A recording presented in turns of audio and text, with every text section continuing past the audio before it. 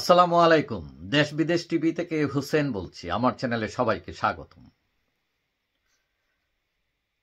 বাংলাদেশের রাজনীতি এখন মোটামুটি একটা উত্তাল অবস্থায় আছে এবং বাংলাদেশের রাজনীতিতে যে যেখান থেকে হোক এসে জয়েন করে, ভালো মানুষ খারাপ মানুষ এগুলো বিবেচনা না করে দেখা যায় অনেকেই দলকে ব্যবহার করে কোটি কোটি টাকার মালিক হয়ে গেছেন, এমপি হয়ে গেছেন, মন্ত্রী হয়ে গেছেন। কার কি কোয়ালিটি থাকা উচিত নয় এগুলো আজকাল কেউই দেখে না। কিন্তু আমরা জানি যে বিশ্ববিদ্যালয়ে পলিটিক্যাল সায়েন্স নামে একটি সাবজেক্ট আছে, মানে রাষ্ট্রবিজ্ঞান, অর্থাৎ রাজনীতি নিয়ে পড়াশোনা করা হয়। অর্থাৎ রাজনীতি একটা বিজ্ঞানের অংশ এবং এটা পড়াশোনা করা লাগে। কিন্তু এইগুলোর মধ্যে আমাদের দেশের মানুষ পড়াশোনা করে অনেকেই, কিন্তু পরে গিয়ে দেখা যায় ব্যাংকে চাকরি করে। রাষ্ট্রবিজ্ঞান পড়াশোনা করে মাস্টার ডিগ্রি পাশ করে দেখা যায় মুদির দোকান দিয়ে খুব বসছে একটা। তো এখন কথা হচ্ছে, এটা হচ্ছে যুক্তির ব্যাপার রাজনীতি করাটা। কিন্তু আমাদের দেশের রাজনীতিতে এখন সবচেয়ে বড় ক্যান্সার হলো কি, ওই যে দলকানা লোকেরা।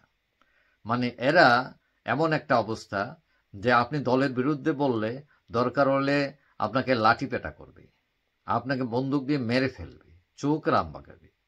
তো এখন রাজনীতি তো সেই জিনিস না। আপনাকে বললাম যে এটা হলো যুক্তি, যুক্তি দিয়ে প্রতিষ্ঠা করতে হয়, কারণ বিজ্ঞান হলো যুক্তির উপর প্রতিষ্ঠিত। সেখানে বল প্রয়োগ নাই, চোখ রাঙানি নাই। এখন আমাদের দেশে যারা রাজনীতি করেন ৯৯% মানুষই রাজনীতির দল থেকে কোনো সুবিধা নেন না।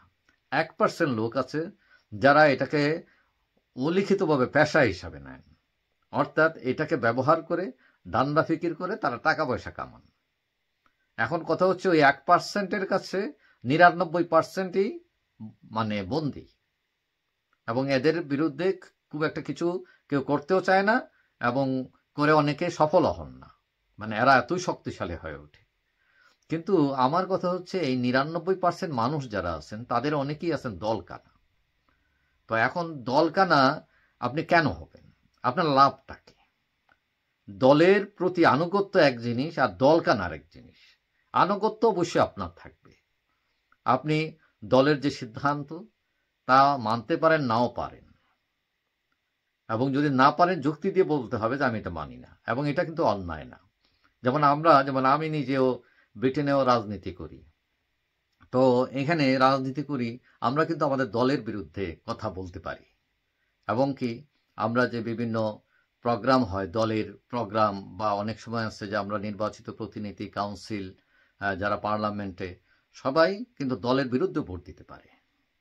মানে এটা হচ্ছে ডেমোক্রেসি, এটা হচ্ছে পলিটিক্স। তো এখন বিরুদ্ধে বলা যায় না কোথায়? এখন আপনি যখন নামাজে দাঁড়ান কি বলেন? ইমামের পেছনে একটা দায়িত্ব বিহাজ আল ইমাম, অর্থাৎ ইমাম আপনার সেজদায় গেলে আপনিও যান, ইমামকে ফলো করেন। তো এখন এইটা আপনি শ্রদ্ধার প্রতি আনুগত্য করেন, শ্রদ্ধা যেভাবে বলছেন সেভাবে করেন, আপনি কোনো কোনো প্রশ্ন করেন না। কেন আপনি কি বলেন আল্লাহকে যে আল্লাহ আমি কেন সেজদায় যাবো, আমি যাইতে পারবো না? হ্যাঁ, আমি 2 বার কেন দেবো, 1 বার দেবো, বলতে পারবেন না। কিন্তু আমাদের দেশে যারা ওই রাজনীতি করেন দলকানা, তারা ওই একটা দায়িত্ব বিহাজ আল ইমামের মতো, অর্থাৎ নেত্রী যেটা কয় বুঝুক আর না বুঝুক সে ওই দিকে ওই জাম দেয়।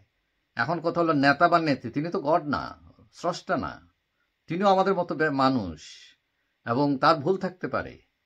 সো এখানে একদম চোখ বন্ধ করে ওই তাকে অনুসরণ করা এটাও যৌক্তিক না। তাকে রেসপেক্ট অবশ্যই করবেন, এবং দলের কোনো সিদ্ধান্ত যদি ভুল হয় আপনি অবশ্যই আপনার ফোরামে সেটা বলবেন। এবং এই দলকানা লোকদের যে এই যে দলের জন্য ক্যান্সার, রাজনীতির জন্য, দেশের জন্য, এটা এই ক্যান্সারে ছড়িয়ে যাচ্ছে চারিদিকে, এবং দেশ এটাতে কিন্তু দারুণ ক্ষতিগ্রস্ত হয়।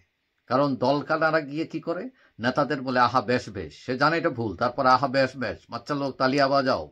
তো এখন এই রাজনীতি করে নেতাও মনে করে বেশ আমার তো সাপোর্ট আছে, সে জানে এটা রং, তারপরেও এদের সাপোর্ট নিয়ে তখন রংটাই সে নিজের স্বার্থে এগুলো ব্যবহার করে। এখন কথা হচ্ছে যে আমাদের দেশের রাজনীতিবিদরা মানে সমালোচনা সহ্যই করেন না। আপনি দলের বিরুদ্ধে বললে তারা গুসা করে ফেলে, আপনাকে রাজাকার বলবে, দালাল বলবে, এবং কি আপনাকে দল থেকে বের করেও দিতে পারে। তো এখন আমি আপনাকে বলছিলাম আগে যে এদেশের ৯৯% মানুষ রাজনীতি করে পেশাদার না তারা। তো আপনাকে যদি দল থেকে বের করে দেয় তাতে আপনার তো অসুবিধা কি? হ্যাঁ, আপনি তো দলেরটা খান না, দল থেকে 10 টাকা নেন না, তো আপনার তো কোনো অসুবিধা নাই। আপনি নীরবে দল সাপোর্ট করবেন, অসুবিধা তো নাই। ভোটের সময় পার্টিকে ভোট দেবেন যদি মনে করেন তারা লাইনে আসছে। এখন আমাদের দেশে বিশেষ করে আওয়ামী লীগ, এখন আওয়ামী লীগ এত উন্নয়ন করে এখন হঠাৎ করে আবার পালাইতে হচ্ছে। তো এখন তারা কেন পালাইতে হলো? নিশ্চয়ই কোথাও ভুল আছে, কোথায় ভুল। তো এই ভুলগুলো বাইর করতে হবে, এগুলোকে শুদ্ধতায় আনতে হবে। এবং ভুল স্বীকার করা কিন্তু এটা গুনাহ না, বা এখানে লজ্জার কিছু নেই। ভুল হইতেই পারে, কিন্তু আমাদের ওই যে দল কানারা, আপনি দলের একটু সমালোচনা করছেন, সে তেরে আসবে। আসলে কিছুই বুঝে না রাজনীতির, মাকাল ফল। তো এখন এরা কিন্তু দলেরও ক্ষতি করতেছে, দেশেরও ক্ষতি করতেছে। এবং এটা শুধু আওয়ামী লীগে না, এইসব সমস্যা বিএনপিতেও আছে, বিভিন্ন দলে আছে। তো এই দল এই রাজনীতি থেকে বেরিয়ে আসতে হবে সবাই, বিশেষ করে দলকানা রাজনীতি, কারণ এটা একটা ক্যান্সার।